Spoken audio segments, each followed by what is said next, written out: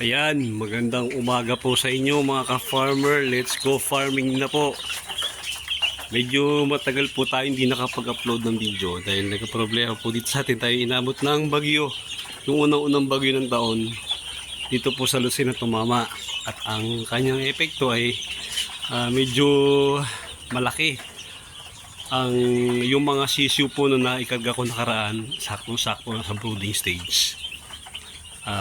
Nagkaroon po ng brownout dito halos 5 days, 4 days. Hindi natin nagawa ng paraan. Ayun, hindi sila lumaki ng maayos.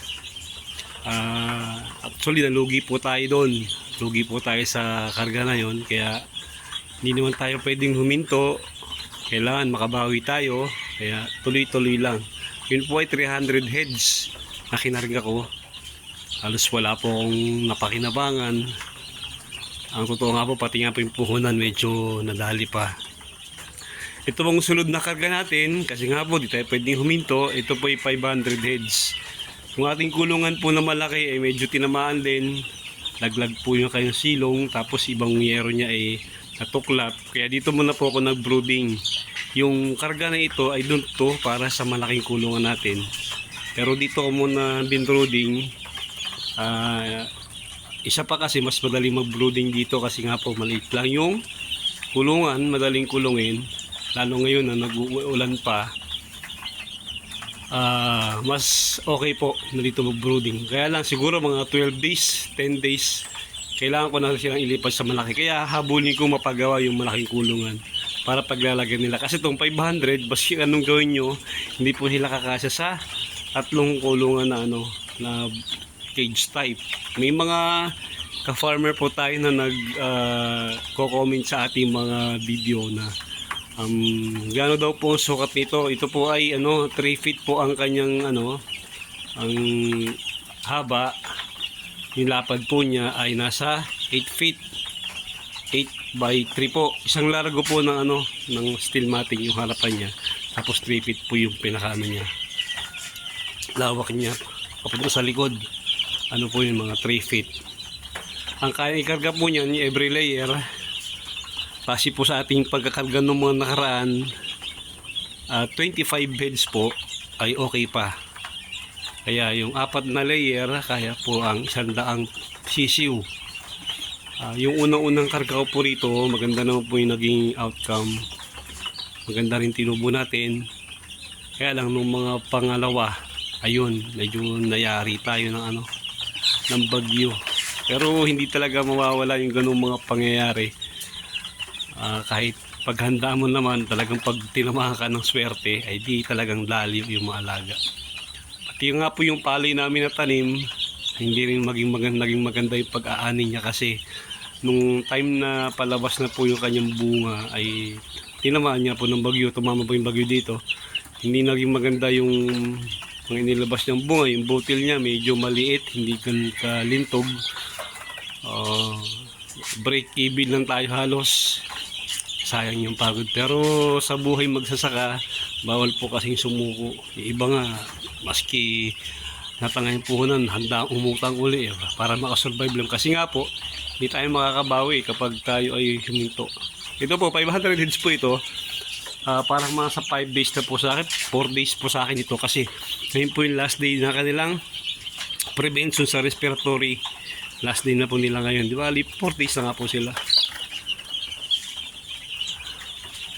Ayan po.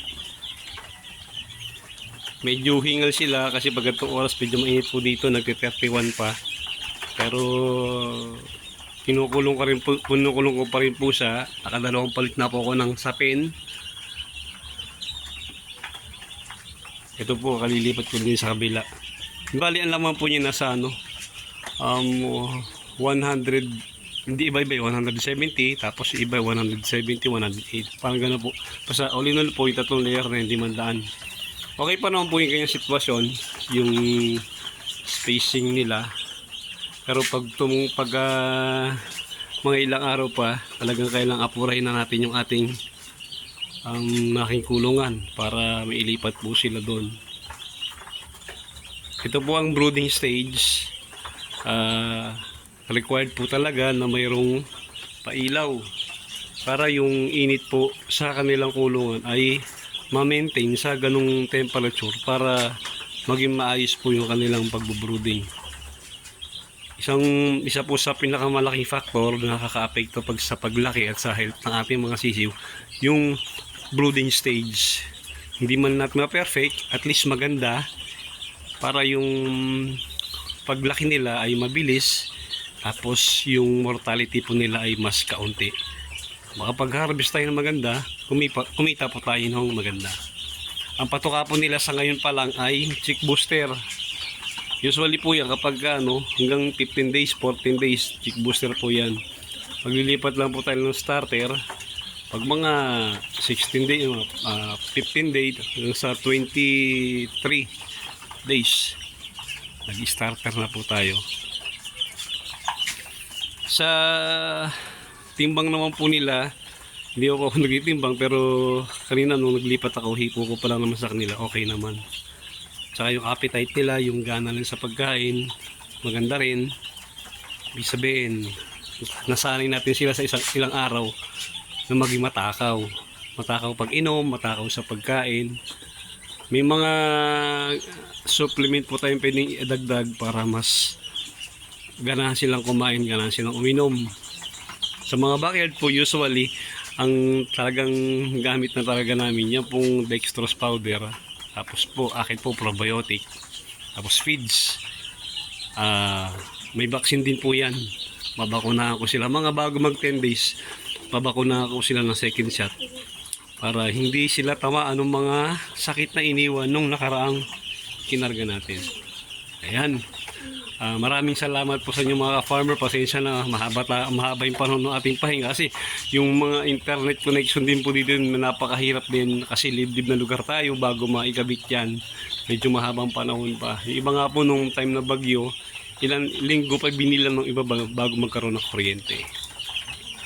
Ayan, paki-like naman po yung ating video. Paki-subscribe na rin po yung ating channel. Maraming salamat po sa mga bagong subscriber. Ulitin ko po, bawal po sumuko, laban lang. May pera po sa 45 days, may pera po sa pag-farming, basta po tiyaga. Maraming salamat po, mabuhay po kayo.